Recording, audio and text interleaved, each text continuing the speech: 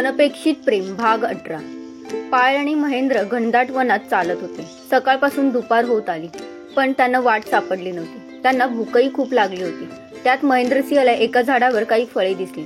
त्यातले एक फळ त्यांनी तोडले आणि पायलला दिले आणि दुसरे फळ स्वतःसाठी तोडले। विचित्र आकाराच्या फळाकडे बघत पायलने विचारले, हे कोणते फळ आहे?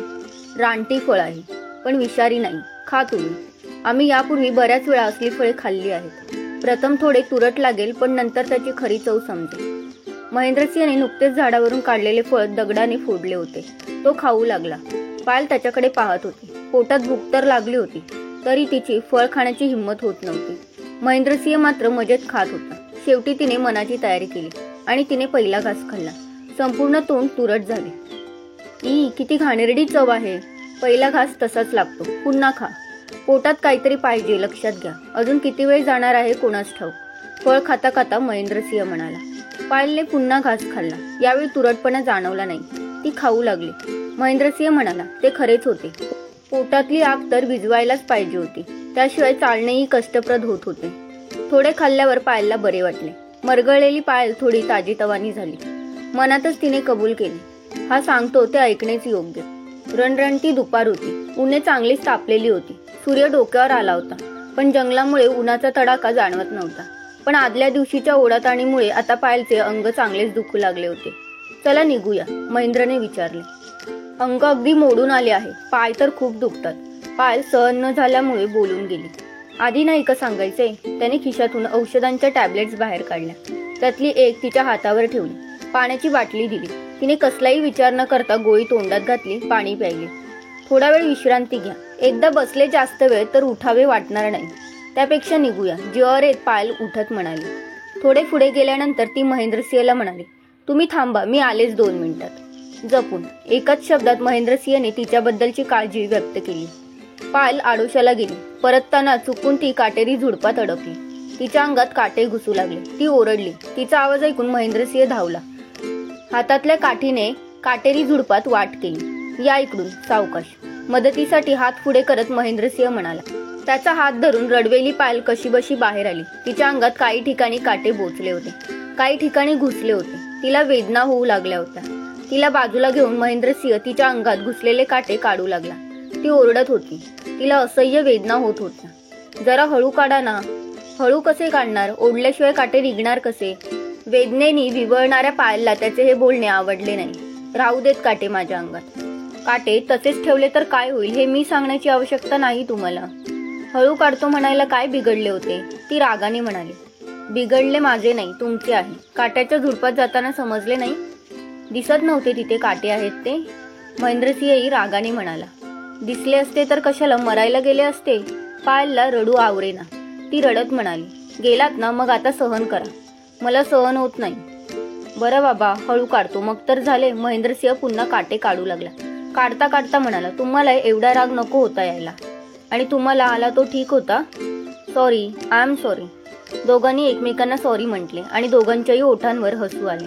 अजून नाही ना कुठे टोचत? नाही, नक्की? होय हो।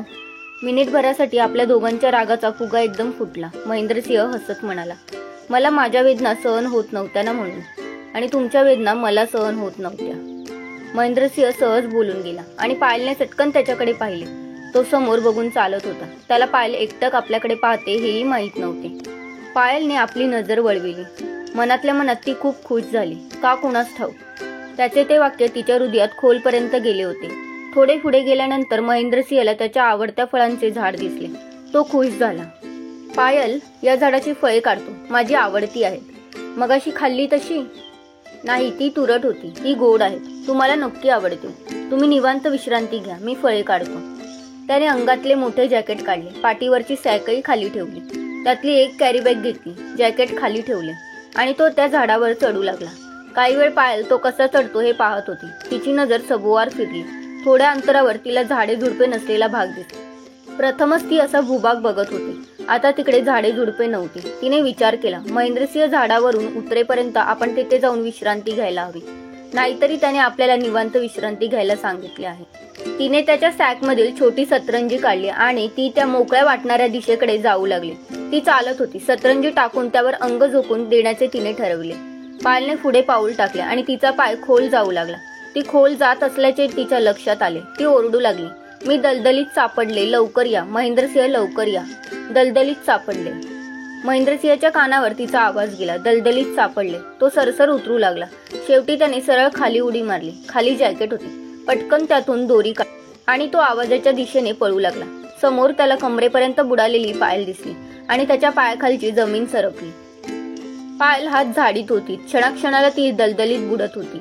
पायल, जास्त हालचाल करू नका, शांत राहा. महेंद्रसिंहने तिला सूचना देतच एका मोठ्या झाडाला दोरीची गाठ बांधली. गाठ पक्की झाली याची खात्री होताच तो तिच्याकडे गेला. दलदल कोठून सुरू झाली याचा अंदाज घेत एका हाताने दोरी धरीत दुसरा हात त्याने पायलकडे केला. पायल, आमचा हात धरा, प्लीज, प्रयत्न करा. तो जेवढा पुढे झुकता येईल तेवढा झुकला होता. पायलने प्रयत्न करून त्याचा हात पकडला, पण तिच्या हाताला लागलेल्या चिखलामुळे तिचा हात सुटला आणि ती जास्तच खोल जाऊ लागली. महेंद्रसिंहने पॅन्टच्या खिशातला रुमाल आपल्या हाताला गुंडाळत बांधला आणि त्याने पुन्हा एकदा आपला हात पुढे केला. तोही प्रयत्नांची शिकस्त करीत होता. पायलनेही आपला हात पुढे केला. पटकन तिचा हात पकडला त्याने आणि जोर देऊन तो तिला बाहेर ओढू लागला. इंचाने ती बाहेर येऊ लागली. कुठल्याही क्षणी हात सुटला तरी ती धक्कन दलदलीत पडून वेगाने खाली जाणार हे महेंद्रसिंह जाणून होता. म्हणूनच तो हळूहळू तिला ओढत होता. तिचा हात आपल्या हातातून सुटणार नाही याची काळजी घेत होता. एक चूक आणि तिची समाधी हे तो पुरेपूर समजत होता. त्याने पायलला ओढून बाहेर काढले. महेंद्रसिंहच्या मनावरचे टेन्शन कमी झाले आणि तेथे राग उफाळून आला. तिला ढकलून बाजूला करीत तो जवळजवळ ओरडला, कळत नाही तुम्हाला? एकदा सांगितले होते ना, विचारल्याशिवाय काही करू नका. मग इथे मरायला का आलात?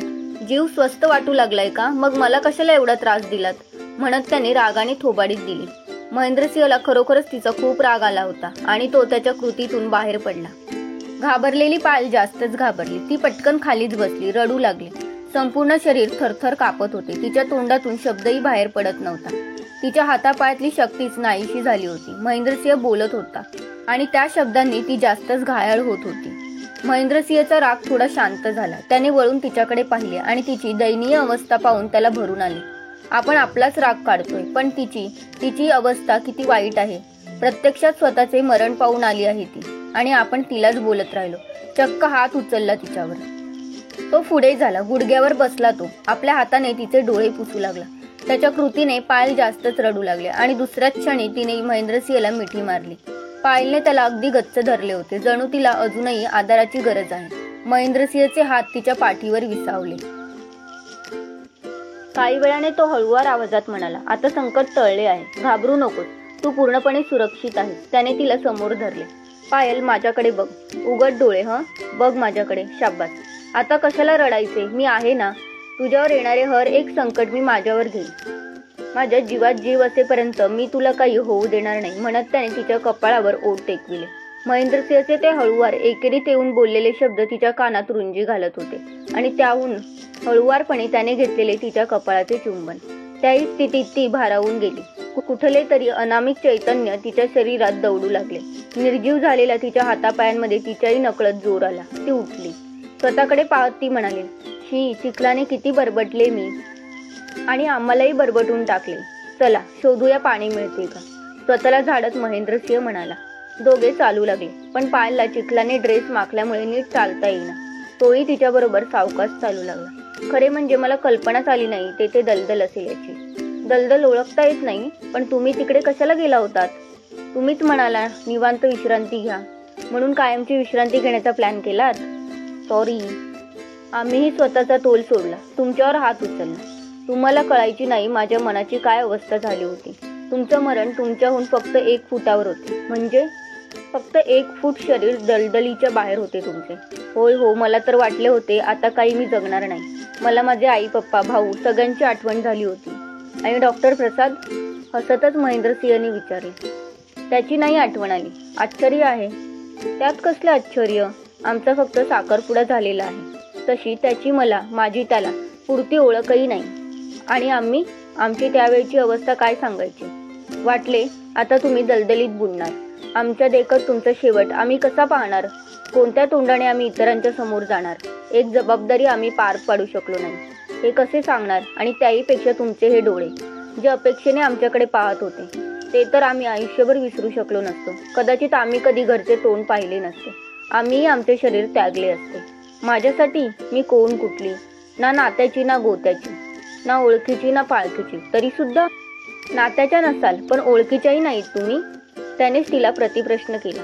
तुमच्या दृष्टीने आपल्यात कोणताच संबंध नाही, पुन्हा त्याने विचारले. तो स्थिर नजरेने तिच्याकडे पाहत होता. त्याची ती स्थिर नजर पायलच्या हृदयात उलथापालथ करीत होती. काय ते तिचे तिला समजत नव्हते, पण काहीतरी आहे. ती मनातच विचार करीत होती. तिच्याकडून कुठलेच प्रत्युत्तर आले नाही. मनातून तो नर्वस झाला. या मुलीसाठी आपण जीवाचे रान करतो आहोत, वारंवार आपला जीव धोक्यात घालतो आहोत, तिची घेता येईल तेवढी काळजी घेतो आहोत. आजपर्यंत आपण हे कोणासाठी केलेले नाही, तरीही तिला आपण परके वाटतो आहोत. निदान मैत्रीचा धागा तरी बांधायचा होता तिने. जाऊ दे, आपण आपले कर्तव्य करायचे. आपण यापुढे जेवढ्याच तेवढे वागायचे. महेंद्रसिंह आपल्याच विचारात चालत होता. इतक्यात त्याला काहीतरी वाहण्याचा आवाज आला. महेंद्रसिंहच्या कानाने तो आवाज ओळखला. नक्कीच जवळपास नदी आहे. त्याला आनंद झाला. अर्धा पाऊण तास झाला आपण तिच्याशी न बोलता चालतो आहोत. तीही गप्प आहे. कसला विचार करीत असेल. तिला अंघोळीची गरज आहे. बरे झाले नदी जवळ आहे. नदीच्या जवळ आपण आहोत. तुम्ही स्वच्छ अंघोळ करून घ्या. नदी कुठे आहे? नदी मला कशी दिसत नाही? आम्हालाही अजून दिसलेली नाही. आमच्या कानांनी नदीचा आवाज ऐकला आहे. तो पुढे चालू लागला. 15 मिनिटांनंतर समोर नदी दिसली. पायलला त्याच्या कानांचे मोठे कौतुक वाटले. न राहून ती म्हणाली, तुमचे कान भारी तीक्ष्ण आहेत दूरवरचे आवाज ओळखण्यात. जवळचेही आवाज ओळखू शकतात ते, मिश्किल हसत महेंद्रसिंह म्हणाला. दोघेही नदीच्या काठी आले. नदी खळाळत वाहत होती. नदीत जास्त आत जाऊ नका, प्रवाह जोराचा आहे. पोहता येत असले तरी दमछाक होईल. ठीक आहे, नाही जाणार. पायल नदीच्या पाण्यात गेली. तिचे कपडे चिखल वाळत आल्याने ताट झाले होते. वास्तविक तिचीच तिला घाण वाटत होती आणि आपण या कपड्यांनी महेंद्रसिंहला मिठी मारली. त्याचेही कपडे घाण केले, पण तो एकाही शब्दाने काही बोलला नाही. मगापासून बघते तो आपल्याशी काहीच बोलला नाही. त्याला मगाशी आपण बोललो ते चुकले. त्याचाच त्याला राग आलेला दिसतोय. त्याचाच विचार करीत ती पाण्यात गेली होती. कपडे स्वच्छ करायला तिला बराच वेळ लागला. तिने स्वच्छ अंघोळ केली. काठावर आली तेव्हा तिच्या कपड्यांमधून पाणी निथळत होते. तिच्याकडे आता दुसरे कपडे नव्हते. हेच कपडे अंगावर वाळण्याखेरीज दुसरा मार्ग नव्हता. महेंद्रसिंहनेही आपले कपडे स्वच्छ केले होते. त्याच्याकडेही एका टॉवेल व्यतिरिक्त दुसरे कपडे नव्हते. त्याचे जॅकेट मात्र त्याने व्यवस्थित सांभाळले होते. दोघेही कपडे सुकवीत बाजूला बसले. त्याने आपला टॉवेल तिला दिला. मगाशी तुमची आवडती फळे काढलीत, ती कुठे आहेत? तुमचा ओरडण्याचा आवाज ऐकला आणि फळे दिली टाकून आणि तुमच्याकडे धावत आलो. भुकेची जाणीव झालेली दिसते. थोडी. जॅकेटमध्ये बघा, काहीतरी नक्की सापडेल. मी बघू? द्या ते जॅकेट इकडे, मी बघतो. पायलने आपल्याजवळ असलेले त्याचे जॅकेट उचलून त्याला दिले. त्याने एक झीप उघडत बंद करीत खिसे पाहण्यास सुरुवात केली. एक झीप उघडताच त्याच्या चेहऱ्यावर आनंद पसरला. आमच्या माधूला धन्यवाद द्यायला पाहिजे. का बरे? यासाठी म्हणत त्याने फरसाणचे पाकिट बाहेर काढले. अरे वा, पायललाही फरसाण बघून बरे वाटले होते. महेंद्रसिंहने फरसाणचे पाकिट उघडून दोघांच्या मध्ये ठेवले. खाण्यापूर्वी पायलने आपला हात त्याच्या पुढे केला आणि ती म्हणाली, माझे मित्र व्हायला तुम्हाला आवडेल? तिचा हात आपल्या हातात घेत महेंद्रसिंह म्हणाला, नक्कीच आवडेल. आता आपल्या संबंधाला मैत्रीचे नाव मिळाले. मगाशी तुम्हाला राग आला होता ना, आता गेला. नक्की? तिचा हात दाबत तो म्हणाला, अगदी नक्की. चला तर मग लंचला सुरुवात करूया. दोघे जण फरसाण खाऊ लागले. दोघांच्या गप्पा सुरू झाल्या. महेंद्रसिंहचा राग खरोखरी भुरकन उडून गेला होता. माझ्या नजरेत तुम्ही माझे नुसते मित्र नाहीत, देव आहात. काहीतरी खरेच सांगते, देव एकदाच जन्म देतो, पण तुम्ही कालपासून कित्येक वेळा मला पुनर्जन्म दिला आहे. आम्ही साधारण व्यक्ती आहोत. कृपा करून देवाची उपाधी जोडू नका. आम्हाला ते आवडणार नाही. ओके, देव म्हणत नाही. पण एक सांगते, मी जगाच्या पाठीवर कुठेही असेन, पण तुम्हाला कधीच विसरू शकणार नाही. खरेच? तुमची शपथ जवळच्या आणि आवडत्या व्यक्तीची घेतात. पायलला हसू आली. मनातच ती म्हणाली, या क्षणी तुम्हीच सर्वात जवळचे आहात आणि आवडते देखील. श्रोतहो, या कथेचा पुढचा भाग पाहण्यासाठी खाली दिलेल्या लिंकवर क्लिक करा. इथे तुम्हाला पुढचा भाग मिळून जाईल. तसेच चॅनलवर नवीन असाल तर चॅनलला सबस्क्राईब करा आणि पुढील व्हिडिओचे नोटिफिकेशन त्वरित मिळण्यासाठी बेल बटन ऑन करा.